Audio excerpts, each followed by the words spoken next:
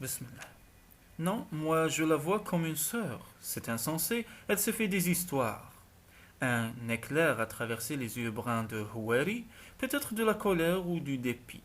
Il doit y avoir une solution. Pourquoi ne pas nous marier propose-t-il, refusant d'être séparé d'elle. Se marier, reprend-elle. Mais depuis quand as-tu cette idée derrière la tête? Une rougeur monte au front du jeune homme qui garde le silence pendant quelques secondes. Depuis quand s'interroge-t-il. Je crois que je l'ai toujours eu. Depuis que je te connais, je ne voulais pas te demander en mariage avant d'être sûr de pouvoir te rendre heureuse et de t'offrir une vie de rêve. C'est étroit chez mes parents, et comme je connais ta situation, j'ai préféré attendre pour avoir un appartement. Figure-toi qu'il sera prêt dans quelques semaines, d'après les rumeurs, mais il faut compter dans quelques mois. Félicitations, docteur. Samira se lève, prend sa veste et l'enfile. Elle le regarde un moment. Docteur Houari attend sa réponse. Il n'arrive pas à lire en elle. Et tu n'as pas répondu à ma question.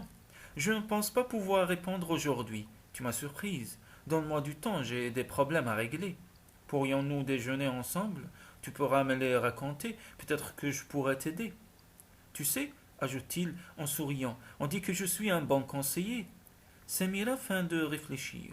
Puisque tu insistes, va pour le déjeuner, tu n'as qu'à venir me chercher à l'école des sourds-muets.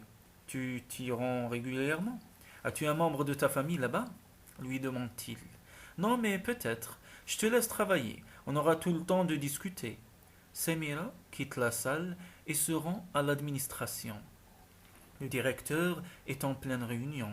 La secrétaire lui demande de revenir plus tard. Samira soupire et ouvre son sac. Plus que jamais décidée à partir d'ici, elle remet sa démission et quitte l'hôpital.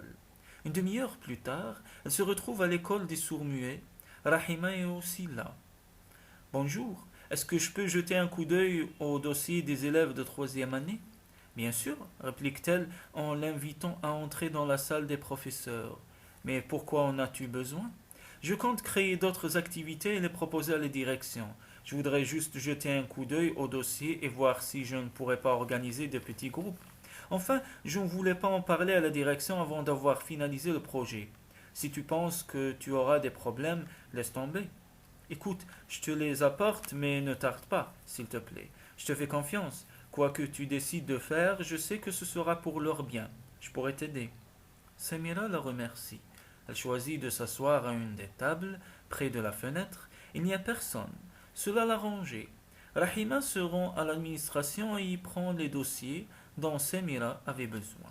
Celle-ci la remercie et commence à feuilleter les dossiers de ses enfants qu'elle aimait beaucoup.